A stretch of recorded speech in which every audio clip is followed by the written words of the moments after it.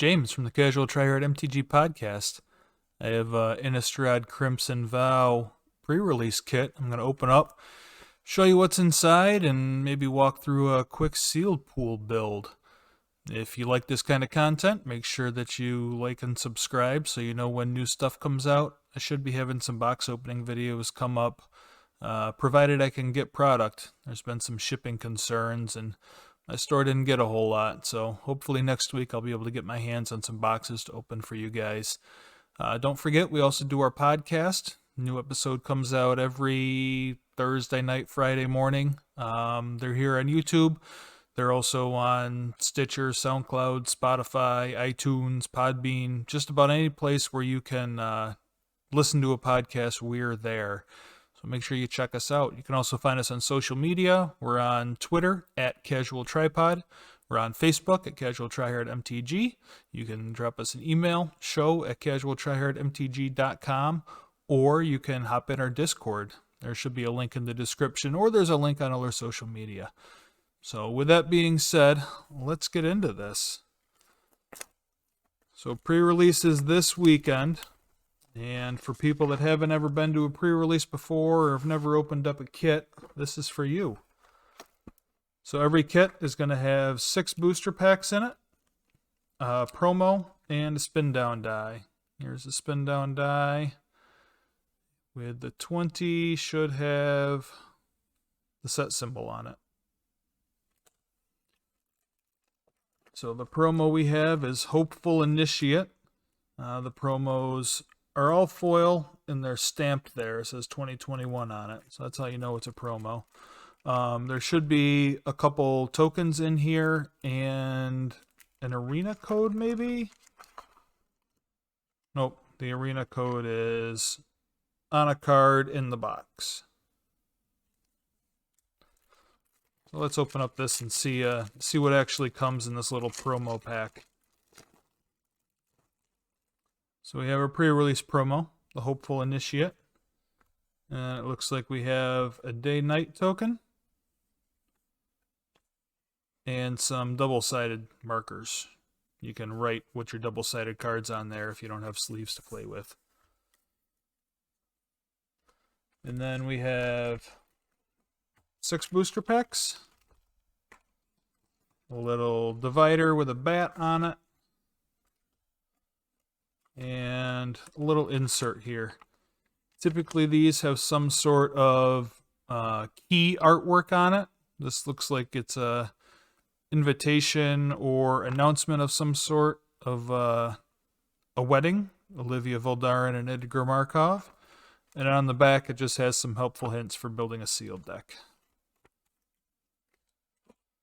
Alright, so let's crack these packs and see what we end up with here. While I'm opening these, I'm opening these with a goal of building a sealed deck for pre-release. So I like to separate them into color order, or separate them by color. So that makes it a little bit easier to see what we're working with.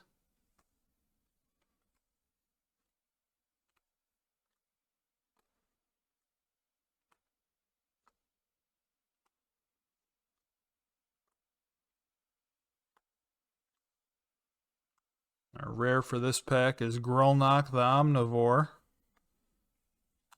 And I do dig these Eternal Nightlands, and then a couple tokens.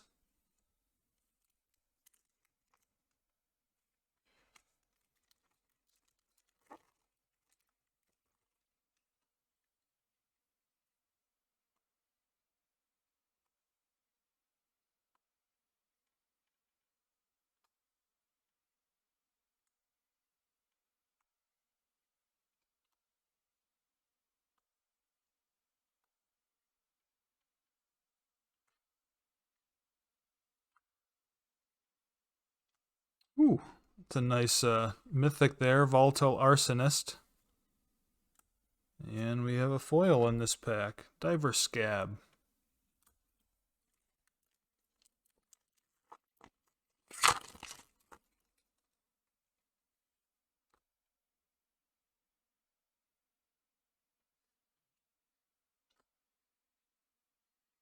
Like we got a lot of red cards. Hopefully there's some decent options in there.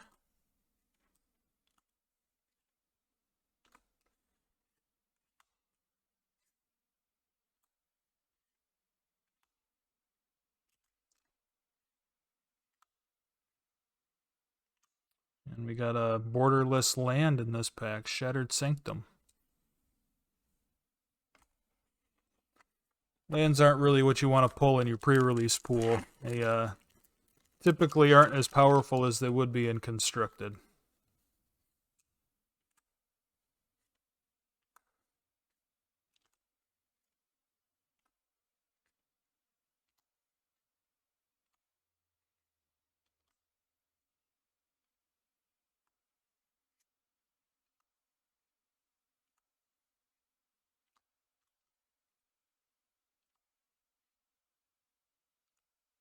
Another mythic, Everbrook Caretaker.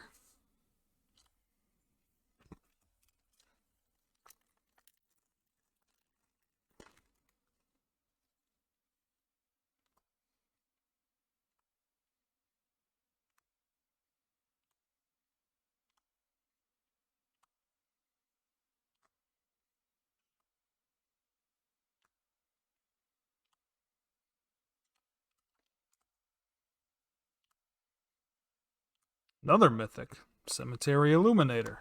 Wow, 3 mythics in this pre-release kit. I think I might be accused of cheating here if I were to play this in a pre-release.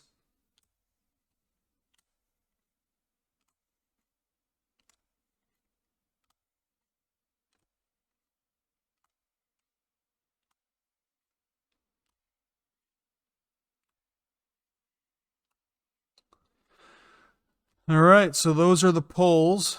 I'm going to conserve time here, and I'll build this off camera, and then we'll come back and we'll talk about how I made the decisions that I came up to. So I'll get back with you in just a minute. Alright, I'm back. I'm going to walk you through kind of how I came up with the decision.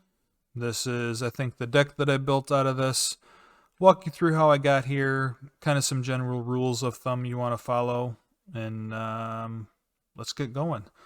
First off, I'm going to talk you through my process. The first thing I like to look at when I'm building a sealed pool are my multicolored cards, because typically they're a little bit more powerful than monocolored stuff.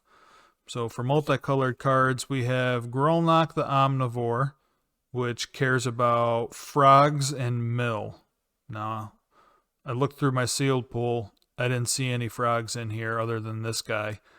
And I only had a couple cards that mill, so I don't think he's necessarily relevant in like the limited environment. It's probably more of a commander plant. I also have a Markov Purifier, which goes in the Orzhov Life Gain deck. So we'll keep an eye, but I don't think we're going to be Orzhov. Obviously, we're red-green instead, so we're not going to be playing this guy, but that would be a reason for you to be black-white instead. And we also have a black-white land. Like I said, the lands aren't super great in sealed. A lot of times they don't line up with where your powerful cards are, so you just don't play them. But if we were to be black-white, that might be a thing we wanted to do. Then I start going through the colors and looking for cards that draw me into a color. Now, typically we're looking for removal spells or cards that win games. Bombs, really efficient threats, cards that are hard to deal with and limited. So for blue here, we have Alchemist Retrieval, which is a decent card. It's not really a removal spell, but it gets you some tempo. Returns something to its owner's hand and lets you draw a card for it. Nope. That's the wrong card. I was thinking of a different card. This card's not very good. So the only thing pulling us into blue is our Cemetery Illuminator, which is a really good card, but we don't have the support for it. So unfortunately, I don't think we're going to be blue. Next up, we have black here. We didn't really have any good black creatures. Our black creatures were pretty mediocre overall. And we had 2 removal spells. We have Grisly Ritual, which destroys a creature or planeswalker for 6 mana at sorcery speed and makes some blood tokens. And we have Bleed Dry, 4 mana for an instant to give a creature -13, -13. That is a decent removal spell. But because both of these are kind of overcosted and we really don't have many good creatures to back it up, we're not going to be able to play black, which also tells us that we're not going to be able to play the multicolored gold cards that we have. And then into white, we have Sigarda's Imprisonment as a removal spell. 3 mana to basically pacify something.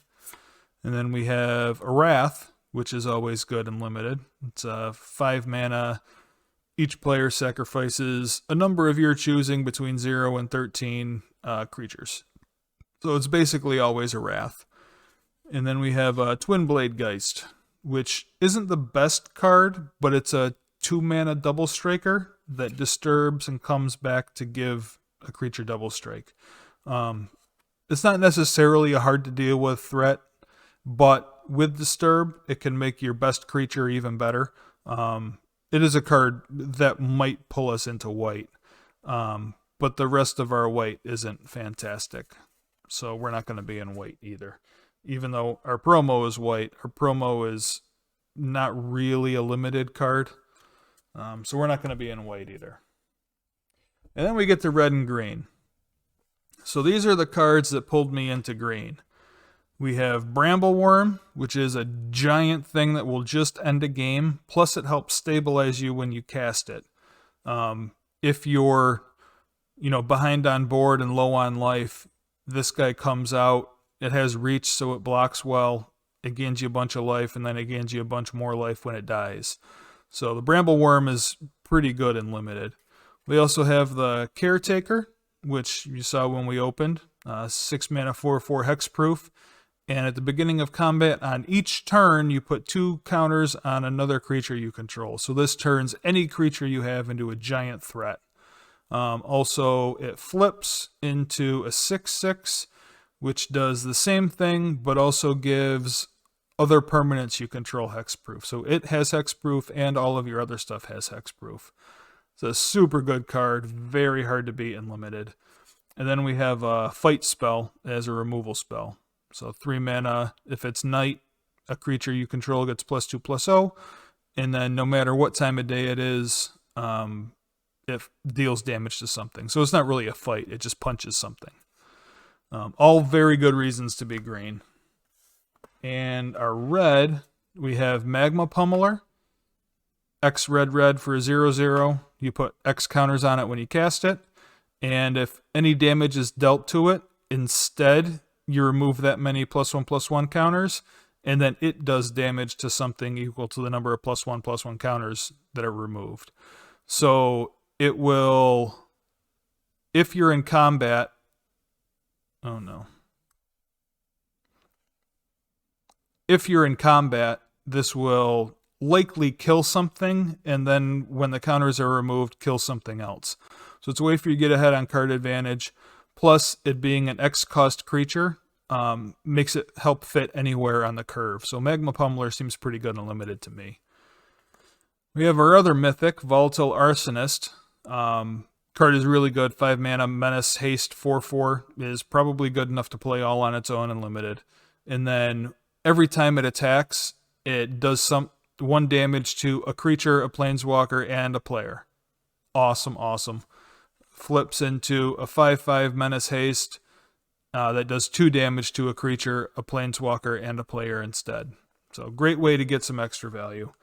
And we have 3 decent removal spells. 5 mana, deal 4 to something isn't fantastic, but it's acceptable. We have 3 mana, deal 5 to something, and 2 mana, deal 2 to something. So pretty confident that we're going to be red-green. So what I started laying out here is normally what I do next. You want to take all your creatures and kind of lay them out in CMC order, or mana value order, from lowest to highest.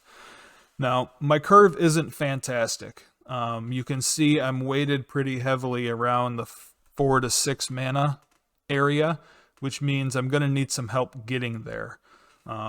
That's where kind of these cheaper removal spells come into play. They'll help me survive to when I can start casting this stuff.